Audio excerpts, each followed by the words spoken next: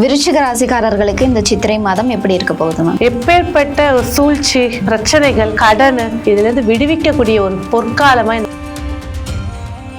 வரவுகளை பொறுத்த வரைக்கும் எந்த இடத்துலயுமே தடைகள் கிடையாது. ஆனா அதுக்கு மீறின திருமணத்துக்காக காத்திருக்கக்கூடிய விருச்சிக ராசிக்காரர்களுக்கு திருமணம் கை கொடுமா? அதுதான் கொஞ்சம் நிதானிச்சு போறது. வேலை தேடிட்டு இருக்கக்கூடிய விருச்சிக ராசிக்காரர்களுக்கு வேலை, கவர்மெண்ட் வேலையே கரெக்டா முயற்சி. குழந்தை பாக்கியம் இந்த மாதம் கை கொடுமா? கை கூடும், கண்டிப்பா கை.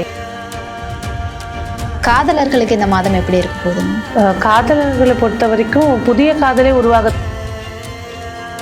விருச்சிக ராசிக்காரர்கள் இந்த சித்திரை மாதம் வழிபட வேண்டிய தெய்வம் யாரு, பிளஸ் பரிகாரம் என்ன? கண்டிப்பா காவல் தெய்வங்களை வழிபாடு செய்யணும். வீரபத்திரரா இருக்கட்டும். யூ தமிழ் நேயர்களுக்கு வணக்கம். இந்த சித்திரை மாதம் மேஷம் முதல் மீனம் வரை இருக்கக்கூடிய 12 ராசிகளுக்கும் என்ன மாதிரியான பலன்களை ஏற்படுத்தி கொடுக்க போகுது அப்படின்றத சொல்றதுக்காக ஜோதிட சிரோன்மணி பேராசிரியர் டாக்டர் ரேவதி ராஜேஷ் கண்ணா அவர்கள் இணைஞ்சிருக்காங்க. பேசலாம். வணக்கம் மேம். வணக்கம் மேம். இந்த சித்திரை மாதம் பலன்கள் பார்க்கறதுக்கு முன்னாடி சித்திரை மாதம் பிறந்தவர்களுடைய குணாதிசயம் பொதுவாக எப்படி இருக்கும் மேம்? சித்திரை மாதம் அப்படின்னு சொல்லும் போதே பார்த்தீங்கன்னா 12 ராசியில மேஷ ராசியை குறிக்கும். எப்பவுமே எல்லாருமே மேஷ ராசியா கொஞ்சம் டென்ஷனா இருப்பாங்க, ரொம்ப ஒர்க் டென்ஷன்ல இருப்பாங்க, ஹரிபரியா இருப்பாங்க, ஹைப்பரா இருப்பாங்கன்னுவாங்க. அதோட குணங்கள் கொஞ்சம் சித்திரை மாதம் பிறந்தவர்களுக்கும் இருக்கும். சித்திரை மாதம் அப்படின்னு சொல்லும்போது நிறைய விசேஷங்கள் நிறைஞ்சது. இந்த சித்திரை மாதம் பிறந்த ஆணா இருக்கட்டும் பெண்ணா இருக்கட்டும் நிறைய விஷயங்களை அச்சீவ் பண்ணுவாங்க. அவங்க எந்த இடத்தையும் ஸ்ட்ரெயிட் ஃபார்வர்டா போய் ஜெயிக்கணும்னு தான் நினைப்பாங்க. அதே போல சட்டுன்னு கோபமும் வரும், சட்டுன்னு டென்ஷனும் வரும், சட்டுன்னு சிரிப்பும் வந்துடும். அந்த மாதிரி. ஆனால் கொஞ்சம் என்ன அதிகார தோரணையில் இப்போ ஒரு 10 வயசு குழந்தை இருக்குன்னா அப்பா அம்மாவே அதுதான் கண்ட்ரோல் பண்ணணும்னு நினைக்கும். அந்த அவனுக்கு பிடிக்காதுங்க, செஞ்சுட்டா கோவம் வந்துடுங்க அப்படின்னு சொல்லுவாங்க. அந்த மாதிரி கொஞ்சம் அந்த ஷார்ட் டெம்பர்ஸ் எல்லாம் அவங்க குறைச்சிக்கிட்டாங்கன்னா லைஃப்ல நிறைய விஷயங்களை அவங்க அச்சீவ்மெண்ட் பண்ணுவாங்க. கண்டிப்பா சொந்த வீடு அமையக்கூடிய ஒரு மாதம். இந்த மாதத்துல பிறந்திருக்காங்க, வீடு இருக்குமானா கண்டிப்பா சொந்த வீடு. அவங்களோட காலம் முடியறதுக்குள்ளேயாவது ஒரு இடத்த வாங்கி உட்கார்ந்துருவாங்க. அந்த மாதிரி ஒரு யோகம் உள்ளவங்க. சரியான அம்மா பிள்ளை. அம்மா கிட்ட தான் கோபம் மொத்தத்தையும் கொட்டுவாங்க, அம்மா கிட்ட தான் பாசத்தையும் கொட்டுவாங்க. இன்னைக்கு ஒரு 10,000 ரூபாய் சம்பாதிச்சேன் அப்படின்னா அதை போய் அம்மா கிட்ட தான் ஃபர்ஸ்ட் சொல்லுவாங்க. என்னதான் லவ் பண்ணி கல்யாணம் பண்ணிக்கிட்டாலும் சரி, எது பண்ணாலும் சரி, அம்மா தான் ஃபர்ஸ்ட் அப்படின்னு நினைக்கக்கூடியவங்க இந்த சித்திரை மாசம் பிறந்தவங்க. சொந்த தொழில் இவங்களுக்கு கை கொடுக்கக்கூடிய ஒரு மாதத்துல தான் பிறந்திருக்காங்க. ஆனா கூட்ட வியாபாரத்துல சின்ன சின்ன லாஸை சந்திச்சு ஜெயிச்சு வருவாங்க. அதான் இந்த சித்திரை மாதம் பிறந்தவர்களுக்கு. என்ன ஒரு விஷயம்னா சாப்பாடு விஷயங்கள்ல ரொம்ப கண்ட்ரோலா இருக்கணும். இவங்களுக்கு தான் சீக்கிரமா சுகரும் வரும். ஏன்னா இப்படி சொல்றீங்க அப்படின்னு பாத்தீங்கன்னா சனி நீச்சமாகிற ராசி இந்த மாதம். அதே போல் சூரியன் உச்சமாகிறது. அப்போ இவங்க இந்த எக்ஸசைஸு, வாக்கிங்கு இதுன்னா அவங்க வாழ்க்கையை பொறுத்த வரைக்கும் ஒரு, ஏன்னா நம்ம பேசக்கூடியது பொதுப்பல. ஜாதகத்தில் கிரகங்கள் எப்படி இருக்கு, இப்போ ஒரு ஜாதகத்தில் லக்னத்தில் குரு இருக்குது, சனி இருக்குது அப்படின்னா எப்போவுமே உடம்பை பர்ஃபெக்டாக வச்சுக்கணும்னு நினைப்பாங்க. இது வேற நம்ம பொதுப்பலனாக பேசும்போது பார்த்தீங்கன்னாக்கா இவங்க எக்ஸசைஸ், வாக்கிங் போய் ஜிம்மில் போய் காசு கட்டுவாங்க, 3 நாளுக்கு அப்புறம் போக மாட்டாங்க. அந்த மாதிரி கொஞ்சம் சோம்பேறித்தனமும் உள்ளுக்குள்ளே இருக்கும். உடம்போடைய கான்ஷியஸை கொஞ்சம் எடுத்துக்கிறது சிறப்புகள் ஏற்படுத்தி கொடுக்கும். ஒரு சிலருக்கு காதல் திருமணம் கைகூடி கொடுக்கும்.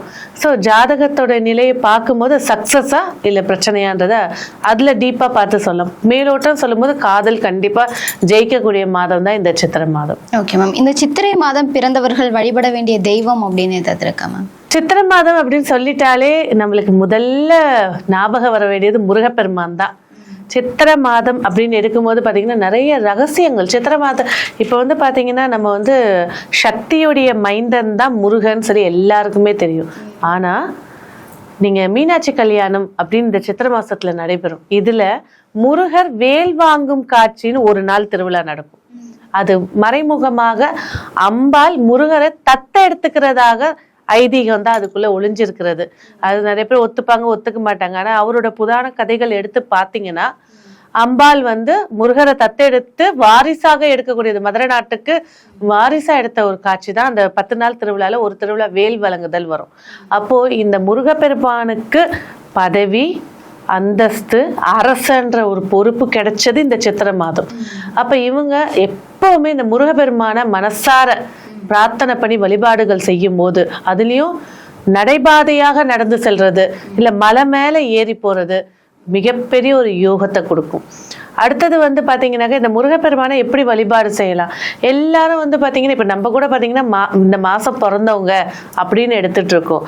ஆனா ஒரு தாயோட கர்ப்பவாசல்ல இருந்து ஒரு குழந்தை வெளியில வருதுன்னா இந்த நாள், இந்த நட்சத்திரம், இந்த திதி, இந்த யோகம், இந்த கரணம், இந்த லக்கணம், இந்த 6 டிக்கெட்டை வாங்கிட்டு தான் அது வெளியில வருது.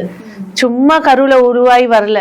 அதோட பிராப்தம் எப்ப வரணுமோ அப்பதான் தாய்க்கும் குழந்தைக்கும் சம்பந்தம் இல்லைன்னு தொப்புள் கொடி வெட்டுறதா இருக்கட்டும், இல்ல தலை வெளியில தெரியுதா இருக்கட்டும். அப்போ இந்த சித்திரை மாத பிறந்தவர்கள்ல அவங்க பிறந்த கிழமை அன்னைக்கு இந்த முருகபெருமான வழிபாடு செய்யும் போது வாழ்க்கையில முன்னேற்றங்களும், பிறந்த திதி அன்னைக்கு வழிபாடுகள் செய்யும் போது முன்ஜென்ம கர்மா என்ன இருக்கோ, தடைப்பட்டுக்கிட்டே இருக்கு, கல்யாண வாழ்க்கை, திருமண வாழ்க்கை, குழந்தை பாக்கியம், தொழில், இந்த கர்மா, அந்த திதி, அவங்க என்ன திதியில பிறந்திருக்காங்களோ அந்த திதியில போய் ஒரு தீபம் ஏற்றி வழிபாடு செய்யும் போது கர்மாக்கள் குறையிறதும், எனக்கு இதுதாங்க ஆதாரம், இதுல நான் ஜெயிக்கணுங்க அப்படின்னு ரொம்ப இந்த வேலையை ஒன்று எதிர்பார்த்துட்டு இருக்காங்கன்னா அவங்க பிறந்த கரணம், அந்த கரணம் வரக்கூடிய நாள்ல அந்த முருகப்பெருமானுக்கு ஒரு மாலை வாங்கி சாத்தினாங்க அப்படின்னா அவங்களோட ஆதாரம் அவங்களுக்கு முழுமையா ஏற்படுத்தி கொடுக்கும்.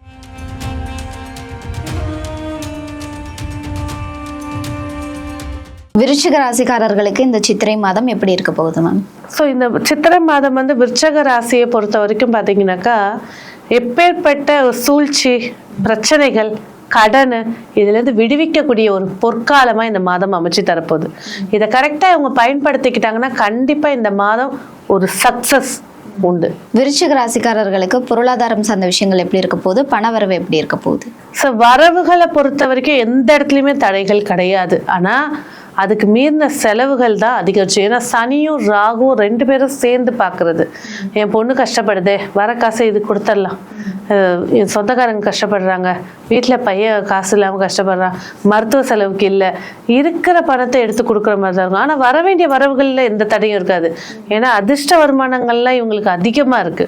ஏன்னா தனஸ்தானத்தை குரு பகவான் பார்க்கறதே விருச்சகத்துக்கு மட்டும்தான் நல்லா இருக்கு. ஆனால் நியாயமான கொடுக்க வேண்டிய செலவுகள் தான் அதிகரிச்சு கொடுக்கும். பூர்வீக சொத்து சம்பந்தமான விஷயங்கள் எப்படி இருக்கு? சாதகமா இருக்கு, கரெக்டா அப்ளை பண்ணலாம், அப்ளை பண்ணா கண்டிப்பா இவங்களுக்கு கிடைக்கும். நிறைய பேர் வழக்கு தொடர்ந்துருப்பாங்க, அவங்களுக்கு எல்லாம் சாதகமா இருக்குமா, இப்படி பாதகம்? இந்த மாசம் பட்டைய ஜெயிச்சிடலாம். ஏன்னா 6ல சூரியன் உட்கார்ந்து இருக்கு, உபஜயஸ்தானத்துல ஒரு கிரகம் உட்கார்ந்து பலம் பெறுது அப்படின்னா கண்டிப்பா இந்த வழக்கு பஞ்சாயத்தா இருக்கட்டும், செய்வன பிள்ளை சூன்யமா இருக்கட்டும், அதுக்கான நம்ம ஒரு பரிகாரம் பண்றீங்க அப்படின்னா கண்டிப்பா ஜெயிப்பாங்க.